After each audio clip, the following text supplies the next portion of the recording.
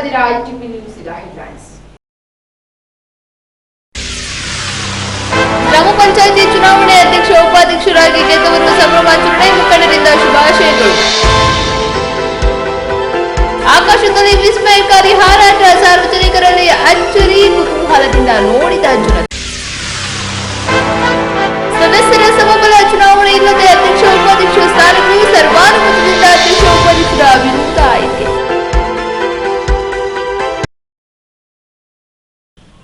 ಚಿಕ್ಕಬಳ್ಳಾಪುರ ಜಿಲ್ಲೆ ಚಿಂತಾಮಣಿ ತಾಲೂಕಿನ ಹಿರೇಕಟಗೇನಹಳ್ಳಿ ಗ್ರಾಮ ಪಂಚಾಯಿತಿ ಜೆಡಿಎಸ್ ಪಕ್ಷದ ಪಾಲಾಗಿದೆ.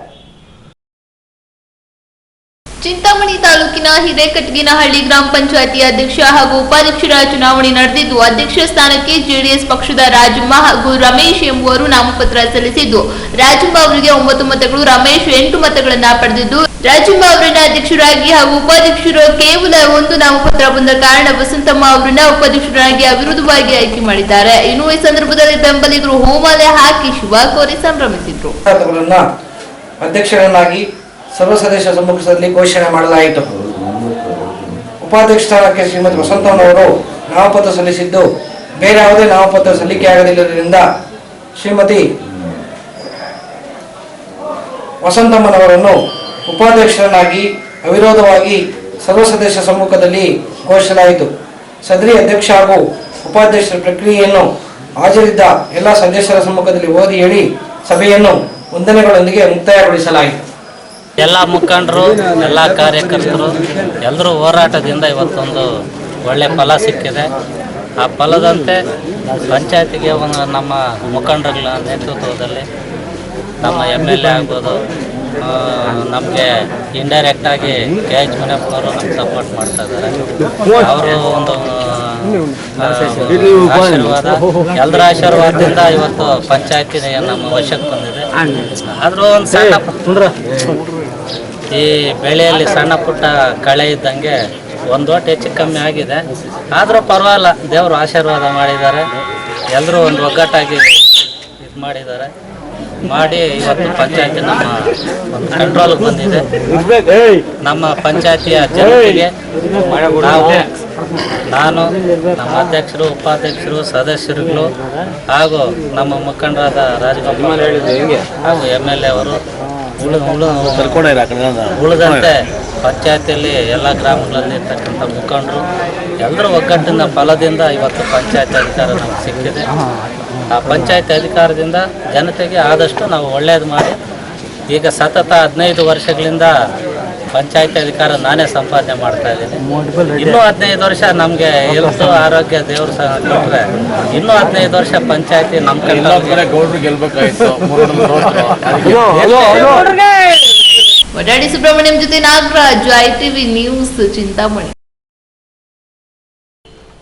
ಚಿಕ್ಕಬಳ್ಳಾಪುರ ಜಿಲ್ಲೆ ಶಿಡ್ಲಘಟ್ಟ ತಾಲೂಕಿನ ಜಂಗಮಕೋಟೆ ಗ್ರಾಮ ಪಂಚಾಯಿತಿ ಅಧ್ಯಕ್ಷರಾಗಿ ರಹಮತ್ ಜಾನ್, ಉಪಾಧ್ಯಕ್ಷರಾಗಿ ನಾರಾಯಣಸ್ವಾಮಿ ಆಯ್ಕೆಯಾಗಿದ್ದಾರೆ.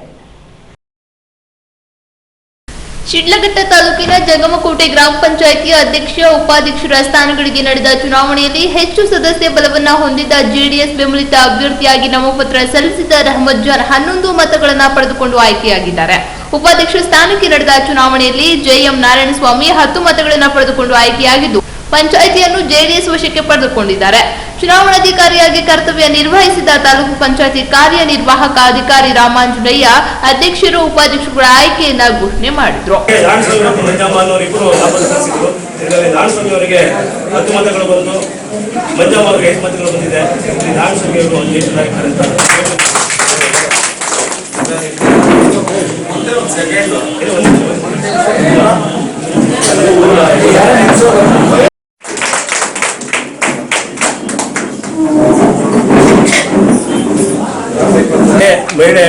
ಮಹಿಳೆ ಒಂದು ಸ್ಥಾನಕ್ಕೂ ಮತ್ತೆ ಪರಿಶಿಷ್ಟ ಜಾತಿ ಉಪಾಧ್ಯಕ್ಷರಿಗೂ ಮೀಸಲಾಗಿಟ್ಟಿದ್ದು, ಇದರಲ್ಲಿ ಹಿಂದುಳಿದ ವರ್ಗ ಮಹಿಳಾ ಒಂದು ಸ್ಥಾನಕ್ಕೆ ರಹಮತ್ ಜಾನ್ ಅವರು ಆಯ್ಕೆಯಾಗಿರ್ತಾರೆ. ಮತ್ತೆ ಉಪಾಧ್ಯಕ್ಷ ನಾರಾಯಣಸ್ವಾಮಿ ಆಯ್ಕೆಯಾಗಿರ್ತಾರೆ. ಎಷ್ಟು ಮಾತುಗಳು ಬಂದಿದೆ? ನಾರಾಯಣಸ್ವಾಮಿ ಅವರು 11 ಮತಗಳಿಂದಲೂ, ಮತ್ತು ಉಪಾಧ್ಯಕ್ಷರಾದ ಗ್ರಾಮ ಜಾನ್ ಅವರು 11 ಮತಗಳಿಂದರು, ನಾರಾಯಣಸ್ವಾಮಿ ಅವರು 10. ಜೆಡಿಎಸ್ ಬೆಂಬಲಿತ ಅಭ್ಯರ್ಥಿಗಳು ಚುನಾಯಿತರಾಗಿದ್ದರಿಂದ ನೂರಾರು ಮಂದಿ ಕಾರ್ಯಕರ್ತರು ಗ್ರಾಮ ಪಂಚಾಯಿತಿ ಆವರಣದಲ್ಲಿ ಹೂವಿನ ಮಾಲೆಗಳನ್ನು ಹಾಕುವ ಮುಖಾಂತರ ನೂತನ ಅಧ್ಯಕ್ಷ ಉಪಾಧ್ಯಕ್ಷರನ್ನ ಅಭಿನಂದಿಸಿದ್ರು. ನೂತನ ಅಧ್ಯಕ್ಷ ಉಪಾಧ್ಯಕ್ಷರನ್ನ ಗ್ರಾಮದ ಪ್ರಮುಖ ಬೀದಿಗಳಲ್ಲಿ ಮೆರವಣಿಗೆ ನಡೆಸಿ ಕಾರ್ಯಕರ್ತರು ಪಟಾಕಿಗಳನ್ನು ಸಿಡಿಸಿ ಸಂಭ್ರಮಾಚರಣೆ ಮಾಡಿದ್ರು.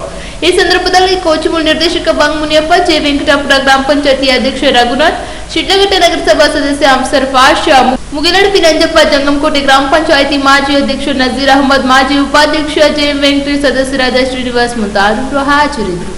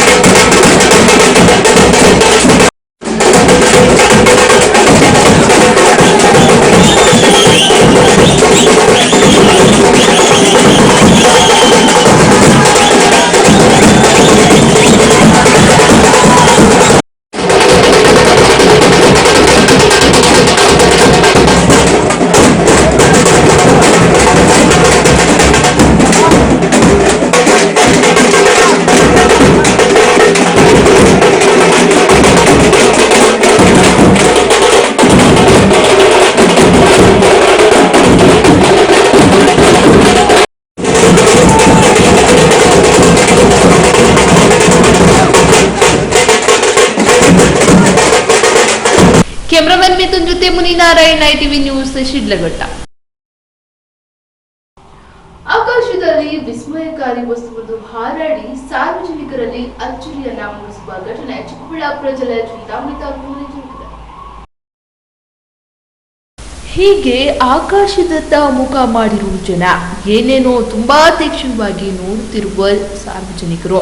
ಈ ದೃಶ್ಯಗಳು ಕಂಡು ಬರುವುದು ಚಿಕ್ಕಬಳ್ಳಾಪುರ ಜಿಲ್ಲೆ ಚಿಂತಾಮಣಿ ತಾಲೂಕಿನ ಕೈವಾರದಲ್ಲಿ. ಇಂದು ಮಧ್ಯಾಹ್ನ ಸಾರ್ವಜನಿಕರಿಗೆ ಅಲ್ಲೊಂದು ವಿಸ್ಮಯ ಕಾಣಿಸಿಕೊಂಡಿದೆ. ಪ್ಯಾರಾಚೂಟ್ ಮಾದರಿಯಾದ ವಸ್ತುವೊಂದು ಗಗನದಲ್ಲಿ ಹಾರಾಡಿ ಎಲ್ಲರಿಗೂ ಅಚ್ಚರಿಯನ್ನ ಮೂಡಿಸಿದೆ.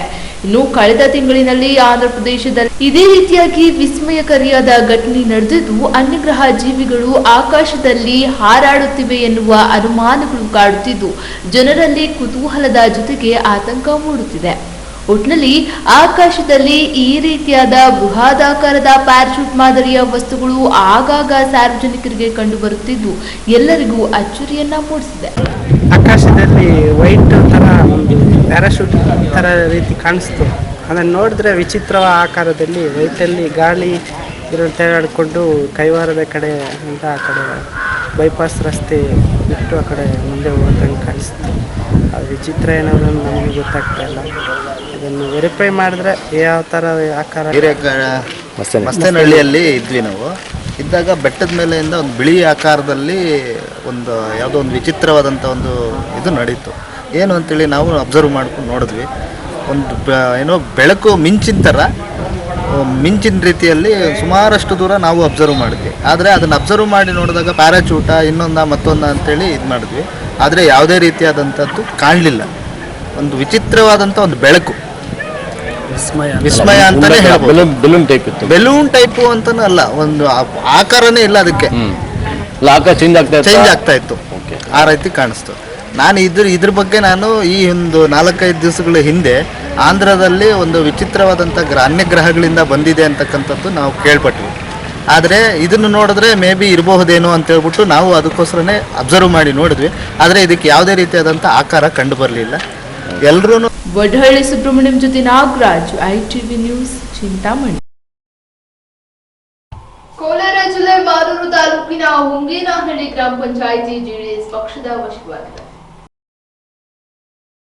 ಮಾಲೂರು ತಾಲೂಕಿನ ಹುಂಗೇನಹಳ್ಳಿ ಗ್ರಾಮ ಪಂಚಾಯಿತಿಯಲ್ಲಿ ಒಟ್ಟು 16 ಜನ ಸದಸ್ಯರ ಬಲವಿದ್ದು ಅಧ್ಯಕ್ಷ ಸ್ಥಾನಕ್ಕೆ ಶಾಸಕ ಮಂಜುನಾಥ್ ಗೌಡರ ಬೆಂಬಲಿತ ಕಿಟ್ಟಿ ಹಾಗೂ ಮಂಜುನಾಥ್ ನಾಮಪತ್ರ ಸಲ್ಲಿಸಿದ್ದು, ಚುನಾವಣೆಯಲ್ಲಿ ಕಿಟ್ಟಿನವರಿಗೆ 10 ಮತಗಳು, ಮಂಜುನಾಥ್ಗೆ 6 ಮತಗಳು ಪಡೆದಿದ್ದು 10 ಮತಗಳನ್ನು ಪಡೆದ ಕಿಟ್ಟಿಯವರನ್ನು ಚುನಾವಣಾಧಿಕಾರಿ ಸಂಜಯನಪ್ಪ ಅಧ್ಯಕ್ಷರಾಗಿ ಆಯ್ಕೆಯಾಗಿದ್ದಾರೆ ಎಂದು ಘೋಷಣೆ ಮಾಡಿದರು.